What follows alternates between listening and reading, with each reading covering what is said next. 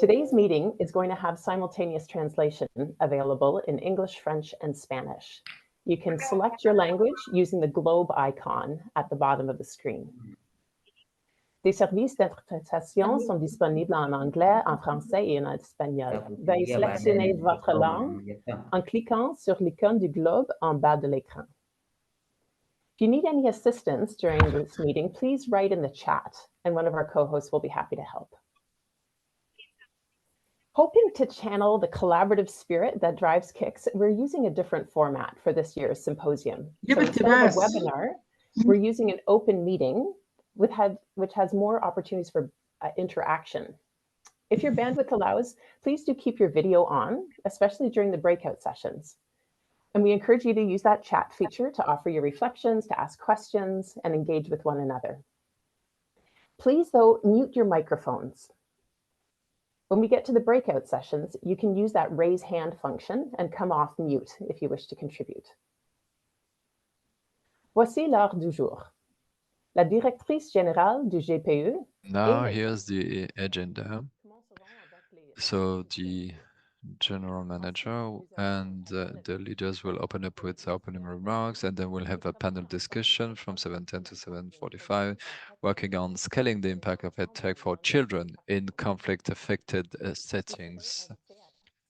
Then you will have the possibility to participate to interactive breakout sessions to delve into different elements on the scaling and impact on EdTech about education. And at the end of the meeting, we will have some closing remarks for 5 minutes. From today, I am joining from Ottawa and would like to acknowledge that IDRC's head office is situated on the unceded territory of the Algonquin Anishinaabe people, whose stewardship of the land and waters that we now call Ottawa dates back to time immemorial. Please share where you are. You can either click on the URL that will be pasted in the chat, or you go to www.menti.com, MENTI.com, and enter the code that you see on the screen, 14485432. And when you get there, place your marker on the general location on the planet where you are today. We can watch as the map updates automatically, and we'll come back to this a little later in the session.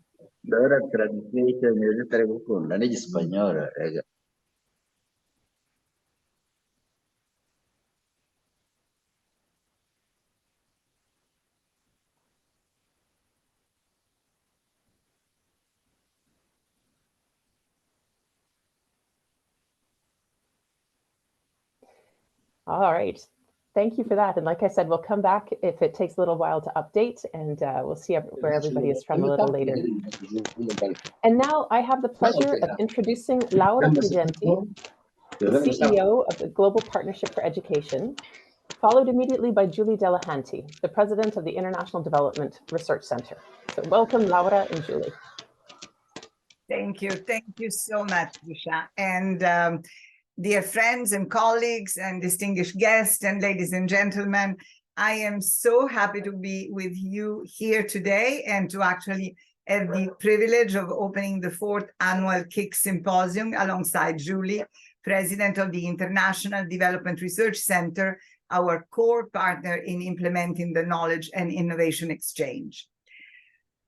I'd like to make 3 points just to frame your discussion, hoping that this may be helpful and give to you a little bit the perspective of how GP is so keen to see this program develop and grow and strengthen with the contribution of all of you, and how critical it is to what we consider our core mission in GP. So first of all, we are very pleased that after 4 years, engagement in KIX by partner country governments and policy stakeholders continues to grow as KIX increasingly responds to national evidence and knowledge needs. We are also pleased to note how KIX is strengthening partnerships among government, civil society, and researchers within countries and between countries, and contributing to inclusive system transformation policy dialogue. Core to this impact is the understanding within KIX that data and evidence are not neutral, that facts are not self-evident, and their generation and, moreover, use are political process infused with power dynamics. In its effort to strengthen a culture of evidence use, KIX therefore emphasizes that the production and use of evidence and research must be driven by those closest to the issues, supported by international organizations, but led by government and institutions based in the South, working closely together as those at the center of policy dialogue and decision-making. National and subnational power dynamics are central to scaling the impact of innovations and initiatives, and I am extremely interested to hear how different KIX grantees and government partners have jointly designed, developed, and implemented the scaling pathways of innovative support of initiatives supported by KIX. They provide highly valuable insights on how education system may be transformed. Second point, GPE believes that all girls and boys should be educated, healthy, and safe. And it has taken bold steps to realize this vision by hardwiring general equality in all that we do. We help partner countries use data and evidence to identify gender barriers within education system and ensure that plans, strategies, and policies are in place to address them, including in relation to school-related gender-based violence. Additionally, the Girls Education Accelerator provides additional funding to speed up progress and dismantle barriers to girls' schooling. At least 33 GPE grants, totaling 1.5 billion, supplement domestic investments in gender equality. In fiscal year 2023, of the 84 active implementation grants, 66 mainstream gender equality in one or more activities. The KIX Hub in Latin America played a significant role in the development of the Partnership Compact, including the focus on the Girls Education Accelerator in El Salvador, the first country to secure financing from this thematic window. We are therefore delighted that not only does KIC prioritize gender equality across all its work, including the support of applied research on gender equality, but we are working together with IDRC on KICS, a pioneer feminist institution deeply committed advancing gender equality. Cela m'amène à mon dernier point, qui concerne les relations entre les GPE et les centres de recherche. That brings me to my latest item about the development of the GPE and IDRC. Since the beginning of our collaboration in 2018, we appreciated the honesty and transparency of all the contributors to think together on how to better implement our initiatives and to make all the boys and girls profit from our initiatives. And of course, with the support of KICS, with the prediction of positioning research before any implementation processes. And we also have appreciated the co-financing of up to $12 million from KICS in the first phase, and also the extension up to 2.7 million that was approved in last December. With up to $165 million, KICS is the biggest and largest initiative in terms of education development, with some partnerships in education and the use of evidence from research before any implementation. And thanks to our partnerships, Julie, so that's why we thank you very much, and also for the contribution and advice. It's been a pleasure to work alongside. Focused on shared priorities, fuel the sense that we are part of a growing movement thinking differently about scaling innovation, research and evidence use, and transforming education system.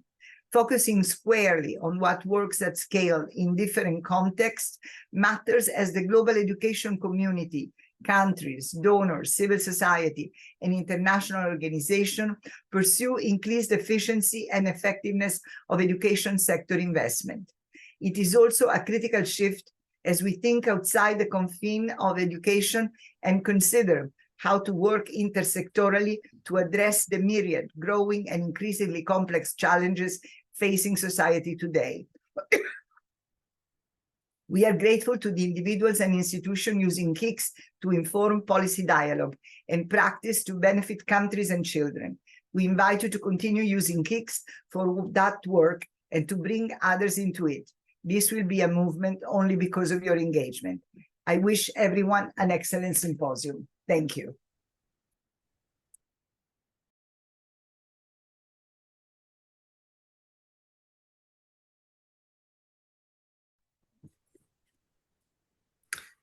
Well, it's my turn. So hello, bonjour. It's so wonderful to be here with everybody and to see people's names coming up and where they're from.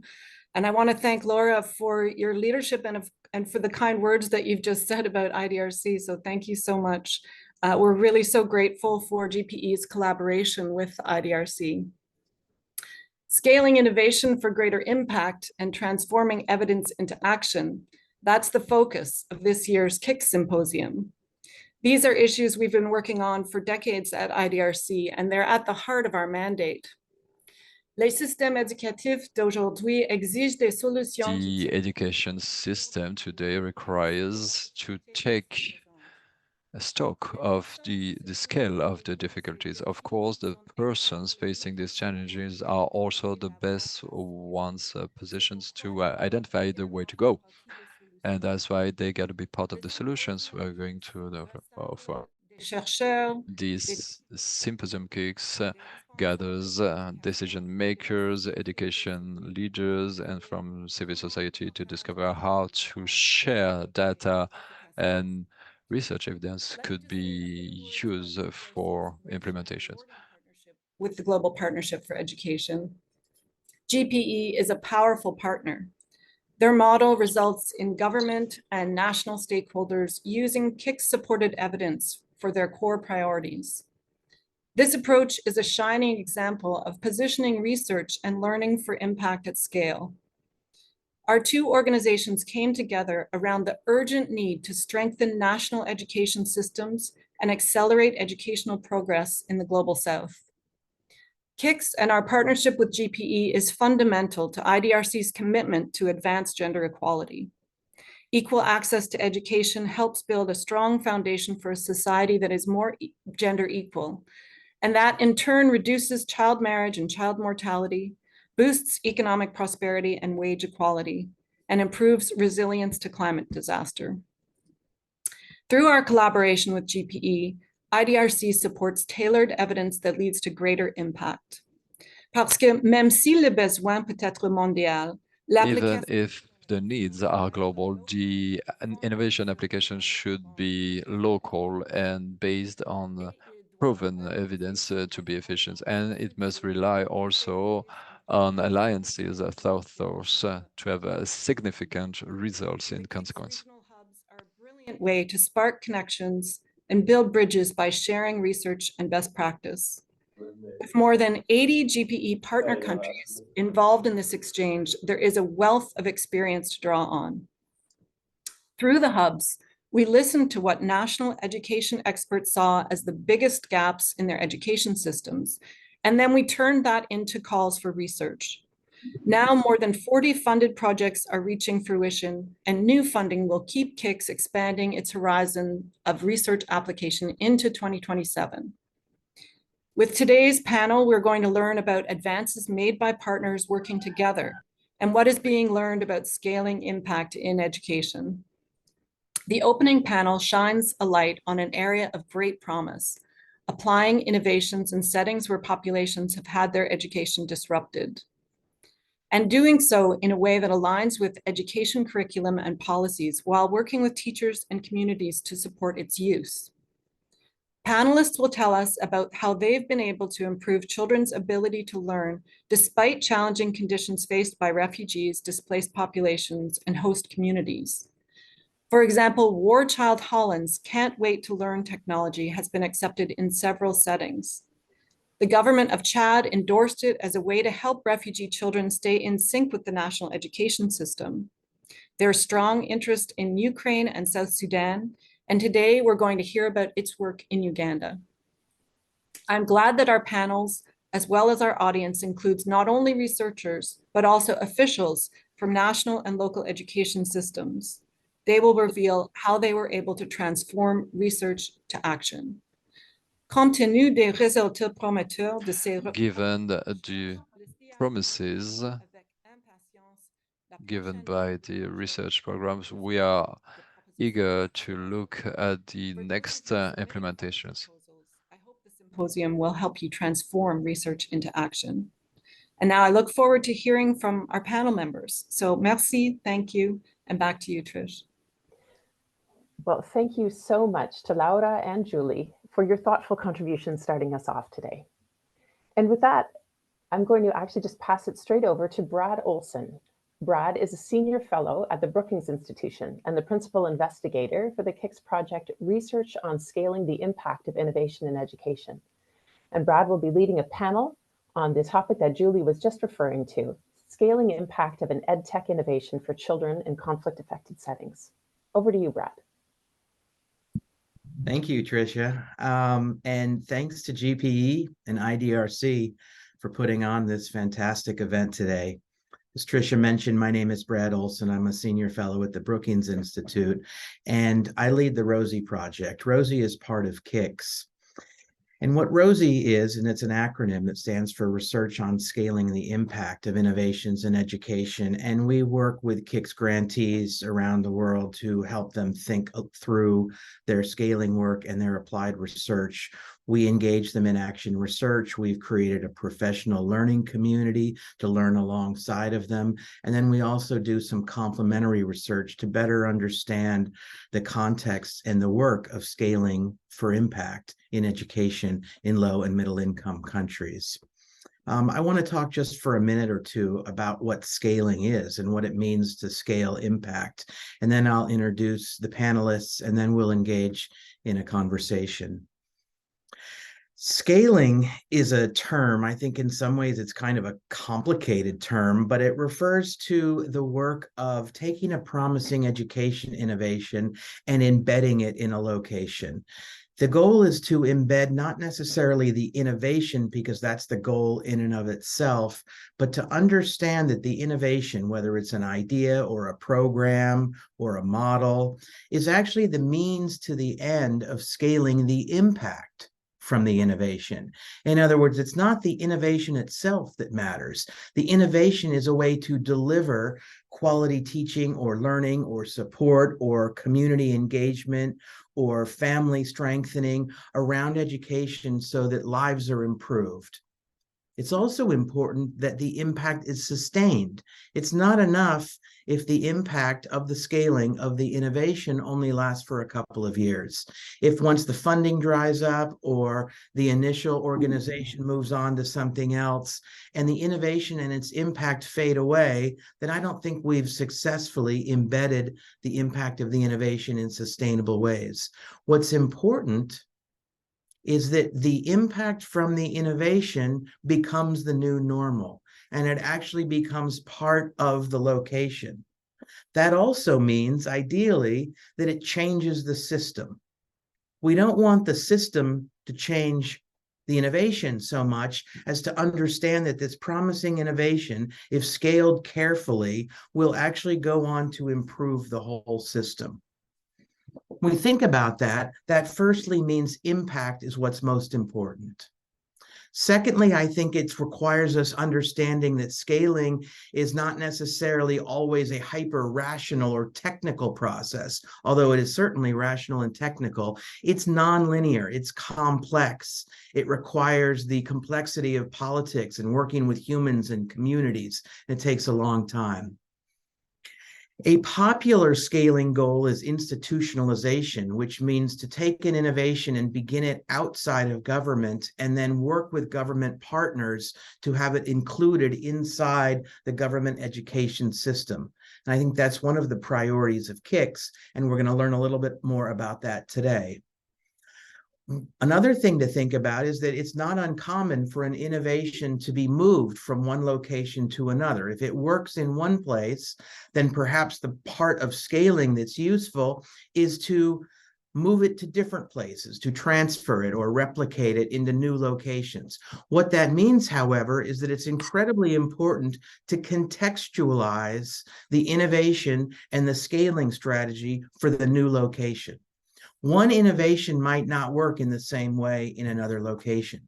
One scaling strategy might not succeed in another location. So what it means to fit the innovation and fit the scaling strategy to the particular characteristics of a location, which we call contextualization, is incredibly important.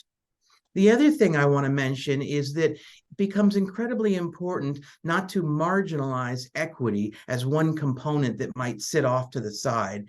Instead, one of the things we've learned from Rosie is that equity is a transversal. It's like a ribbon that weaves through all aspects of the scaling work, the design of the innovation itself, the choice for a particular scaling strategy, how that scaling strategy is implemented and adapted over time, ways in which the innovation is made accessible for particular people in particular ways. And importantly, what kind of data are being collected and how is the research being deployed in order to understand how the equity considerations actually increase and grow during the course of the scaling rather than fade away. So with a couple of these sort of introductory thoughts about scaling, it seems like a great idea to actually talk about one particular team's scaling journey. I'm going to introduce the panelists, and then I'm going to ask two of them to talk a little bit about their own scaling journey, and then we're going to engage in a conversation. I'd like to introduce Jasmine Turner, who is a researcher in War Child Holland's Research and Development Department based in Uganda. I'd like to introduce Jamal Anan, who works as an applied researcher in the Research and Development Department of War Child Holland, based in Uganda. And I'd like to introduce Mr. Leonard Ahimbisibwe, who is the Chief Administrative Officer for the Isingiro district in Uganda. He and his officers are leading the integration of this innovation that we're going to talk about, can't wait to learn, into the district school system there. So what I'll do now is I'll turn it over to Jasmine and Jamal to spend a few minutes and describe their innovation and their scaling approach. Thank you. Hi, Brad. Hi, everybody. Thanks a lot for the invitation, for the introductions. So our KIX project was done in Uganda, Chad, and Sudan, and aim to really generate evidence and an understanding on how do you adapt and scale up an education technology program in low resource and especially conflict affected settings. So to do that,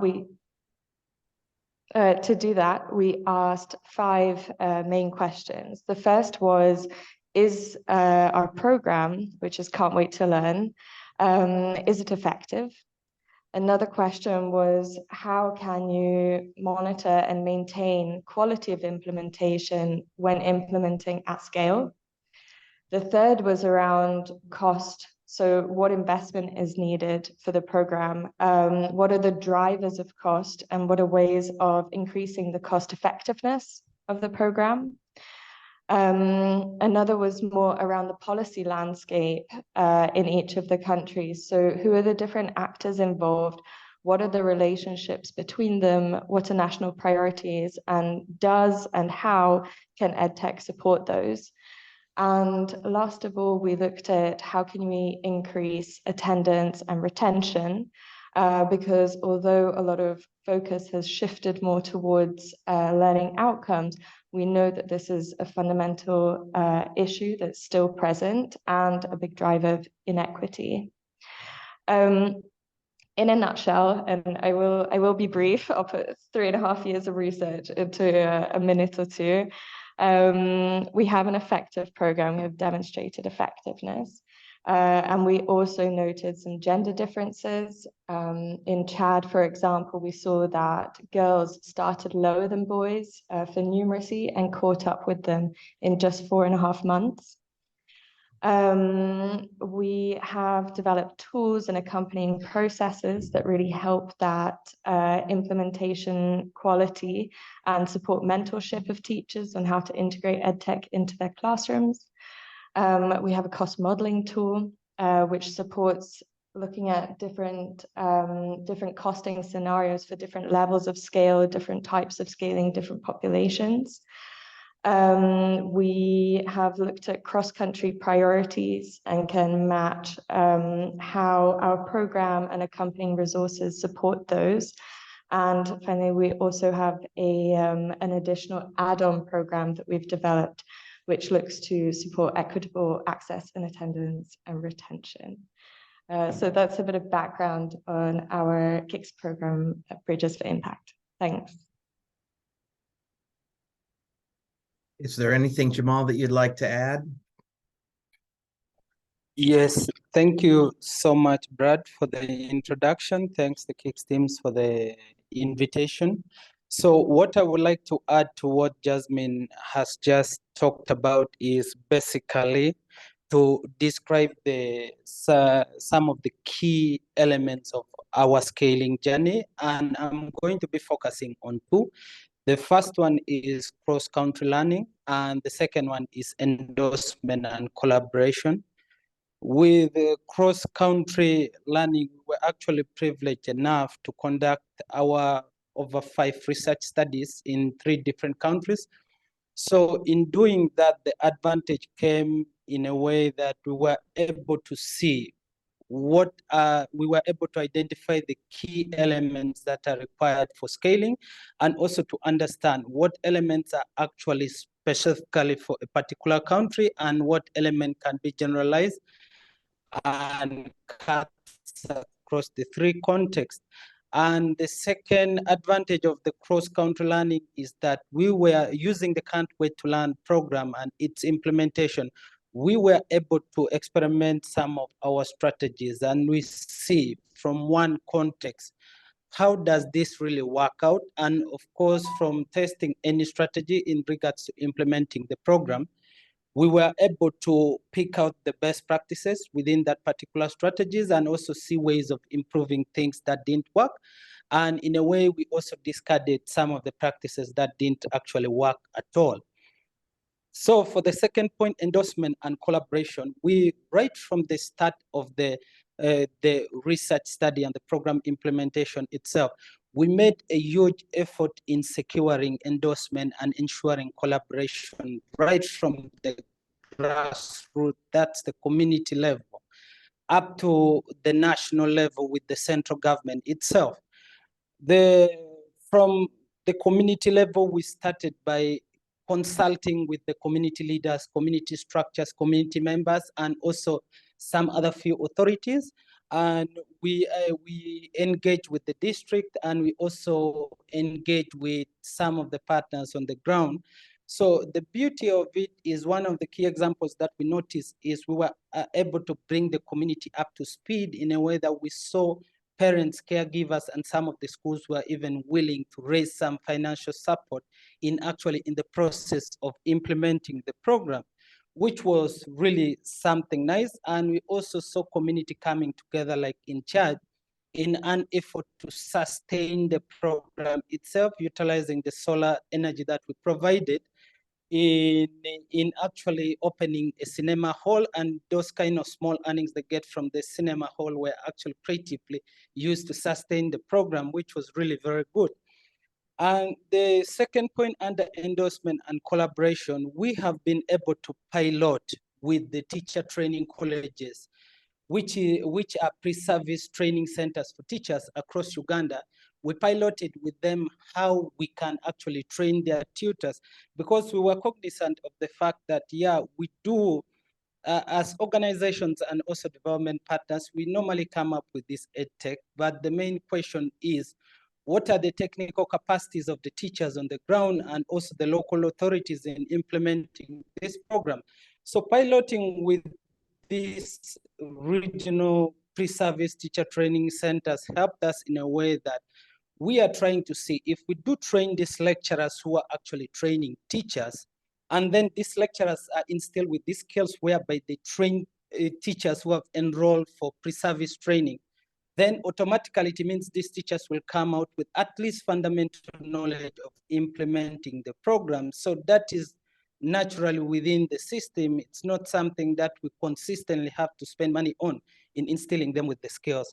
And the last bit of that, in endorsement and collaboration, we also, currently we have actually, after the successful RCT, we are doing an action research study with the district, whereby we are employing itself is we are looking at how can we transition this program, how can we hand it over and flawlessly actually integrate it within the government education system. So what we are working hand in hand with the district, and hopefully next year as we start the implementation, we are hoping that we will enter into this kind of discussion where the district is leading the implementation and management of the program. On monthly basis, we will have meetings, take stock of what has gone right, what has gone, what has not really worked, and how we can make it better. Hopefully that will actually give us a blueprint that will be used to integrate the Can't Wait to Learn program within the local education system across many districts of Uganda and also actually beyond. So thank you, Brad, over to you. Great, thank you. Gosh, you both shared an awful lot, and I think it's really interesting. I feel like there's so many questions I want to ask, but I'm going to just kind of limit it to 2 questions, one for each of you. I also might suggest that all of the attendees, if you wish to put a question in the chat, please do so. I can't promise that we can get to all of them, but I know that what Jasmine and Jamal just shared probably piques your interest in many ways. Jasmine, the question I want to ask you, as you described everything, it sounds like it all worked very well and it was all predictable and it all got kind of planned out. And I have a feeling it's not that simple, but you're kind of at the end of it looking backwards. And so perhaps it seems a little bit clearer and a little bit coherent than it actually was in practice. What I'd like to know is what surprised you along the way? What are a few things that you didn't predict, things that just happened? And could you talk us through how you all had to adapt to those unplanned events or changes? Yeah, sure. Thanks, Brad. I'm glad that it comes off as though it's this whole smooth process, but yeah, indeed it wasn't. And I think the other KIX grantees can attest to that, as our grant started March or April 2020, so just when the world kind of changed. So we had COVID school closures in Uganda. They were actually the longest in the world. It was almost 2 years.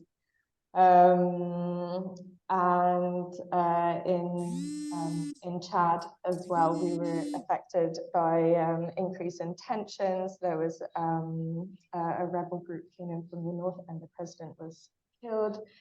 And in Sudan, there was also quite a lot of disruption going on. One thing I would say is that conducting, as an organization, we specialize in working in conflict-affected settings and emergencies. So we do kind of expect the unexpected. But I think some kind of adaptations that we had to make, I think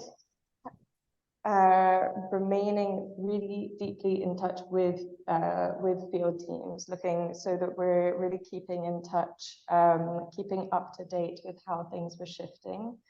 With the first 2 years of schools closed in Uganda, the first 2 years of the grant, we put in a lot of work into, for example, validating our assessments, which then we used as our outcome measures.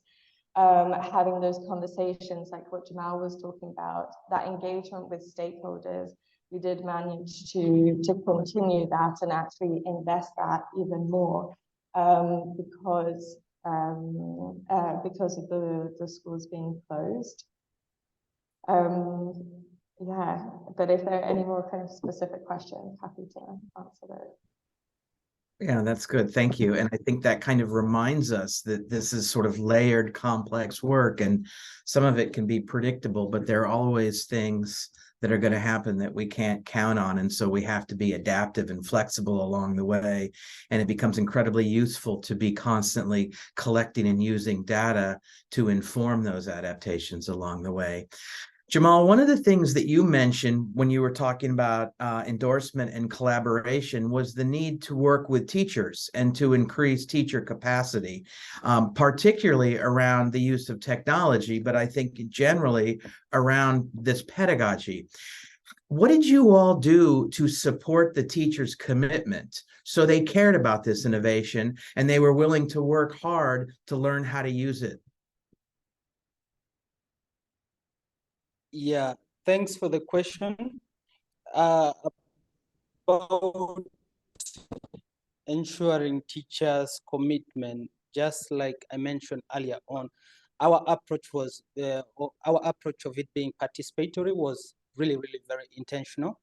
And from that being intentional, we also made sure that we were a bit consultative with the teachers on how the program itself work, how the approaches work, and all that, and also to make their commitment much more better and also build on their confidence. I think one of the greatest things that we did was to offer them a training in regards to implementing the program on the ground.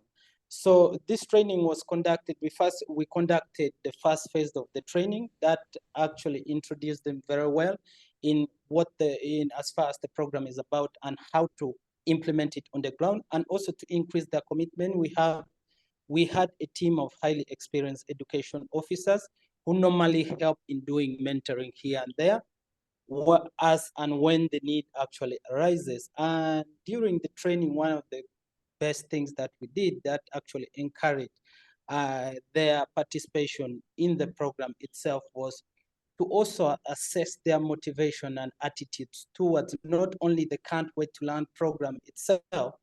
We assess their attitude and motivation towards EdTech and how EdTech can actually support in teaching learners and how it can be implemented in contexts as such as we are working in.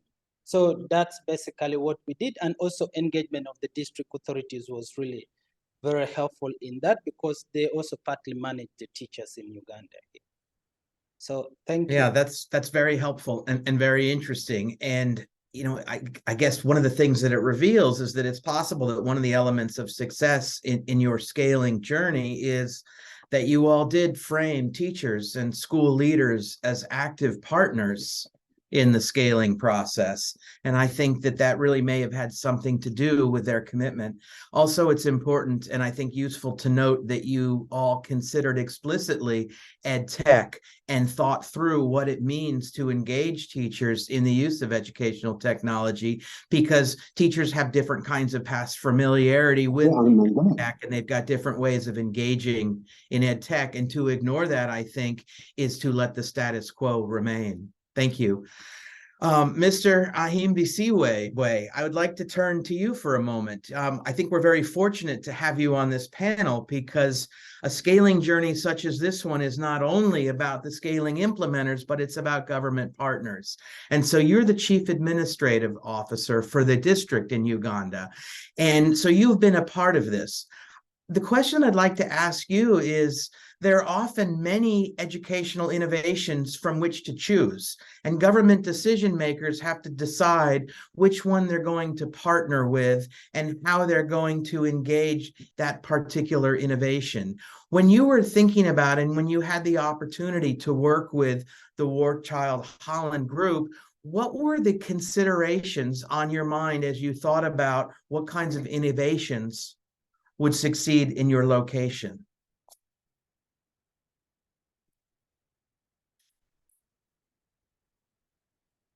Thank you so much, Brad, and all the members. Thank you so much, Brad, and all the participants. First of all, I want to thank you for giving me the opportunity to participate in this very important engagement. And like I said, I'm speaking from Uganda, in the western part of Uganda. in a district called Isingiro. The peculiarity of Isingiro is that it is one of the districts in Uganda that is hosting refugees. We have 2 refugee settlements, that is Nachibare and Ochinga, with close to 17,000 refugees from more than 6 countries in this group. We definitely have been engaging with the War Child Holland, and particularly for this particular subject, we definitely couldn't hold on engaging with War Child Holland because we have a long-term partnership with War Child Holland, especially in the engagement with the communities in the refugees. One, they have been engaged with us in a number of education program activities for the mental health and social psych support. Then we also had one with them on learning through play. These are programs which help especially people of concern in the refugee areas. And then finally, they have also engaged with us before with Can't Wait to Learn in the settlements themselves. Now, when this opportunity came up and we found that these are the same people who have had good programs here, we couldn't wait but engage with War Child Holland in implementing this particular program. And it has done a number of achievements in our area, and even particularly in supporting education activities, mainly in the refugee settlements and the host communities. Yes, I think that is what I can say on. Yeah, thank you very much. That's helpful. What led us as a local authority and as a country to engage with War Child Holland. Great, thank you.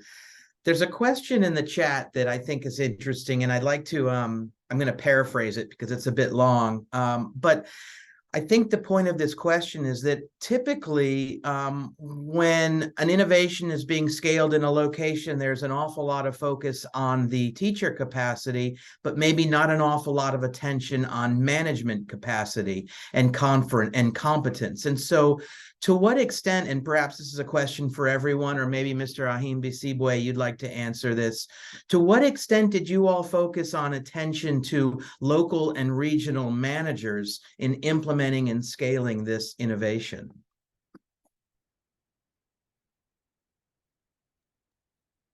Yeah, thank you so much for that very good question.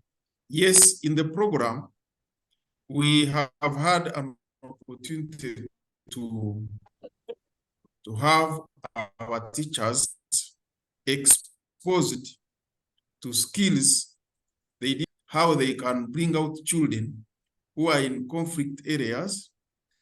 They have been taken to various colleges and also have been trained from within, and they have been exposed to skills, especially on how to handle children. You know, children, number of challenges, especially in issues to do with skills in numeracy and literacy. Now, this particular program, we're losing a little bit of connectivity. Has exposed on how they can handle children, particularly in. It has exposed our teachers, particularly in how to handle these children in conflict areas. Yeah, internet is. Maybe I can also add a bit. I really like this question because we consciously decided to take a whole school approach to implementation. So for example, we included the school management committee and head teachers of all of the schools for the training, making sure that the individual teachers themselves had that supportive structure around them for implementing the program. So yeah, I just would like to add that. Yeah, that's helpful. I know we have just a few minutes left, but I want to ask a question. Ideally, I was hoping to ask it of everyone, but it's possible that Mr. Ahimbisibwe's connectivity has fallen out a bit, and I also don't know if we still have Jamal. But my question is this: it seems like we've got over 200 people here. We've got researchers. There are implementing partners. There are probably funders and government representatives on this call. There are people who are thinking about scaling and improving education at the systems level from lots of different viewpoints and lots of different roles and positionings. Now that I have you all for a moment, I'd like to ask each of you, what's one piece of advice you would like to share with the broader global education scaling community as they pursue their own work? What's one thing that you learned that you think would be helpful to share with others? I'll start with you, Jamal, and then move to you, Jasmine. Yeah, thank you so much, Brad. Apologies for our internet. We are in an area of 3G network, so it's really not the best. Yeah, so one advice that I can give to all partners, given that I've been through this implementation for 3 years, is more when you develop an EdTech program, the best thing you can actually look for is how to flawlessly integrate it into the local education system or the settings that we have here. Because one of the main things that I don't see people talking about, but I've seen it actually from personal experience across different contexts within the country here, is that teachers tend to see EdTech more, especially when it is something additional. They see it as an additional task, and there's always a chance that they put a little bit of back and forth in it. But the moment it is integrated within the system, they tend actually to appreciate it more because it blends with what they work, and they actually also applauded that it complements the status quo which was already there, as opposed to it being something additional task, additional role, and more of a burden to them than it being of help. So that's the point that I can talk of. Over to you, Jasmine.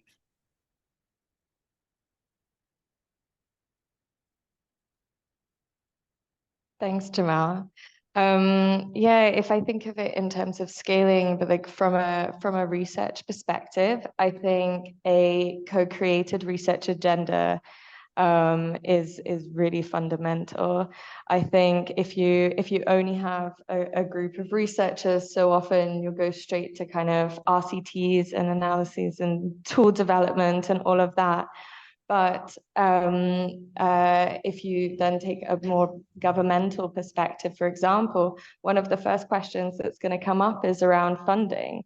And, you can't think about funding and a funding strategy at the end of a lot of discussions and evidence generation around scaling. That really needs to be figured out and put on the table and discussed, and different funding models, for example, explored. So yeah, I think multiple perspectives in setting a research agenda to understand how to scale is really important. Yeah, that's very important. Thank you for saying that. Mr. Ahimbisibwe, are you there, and might you be able to offer one piece of advice to your peers or your counterparts in other locations?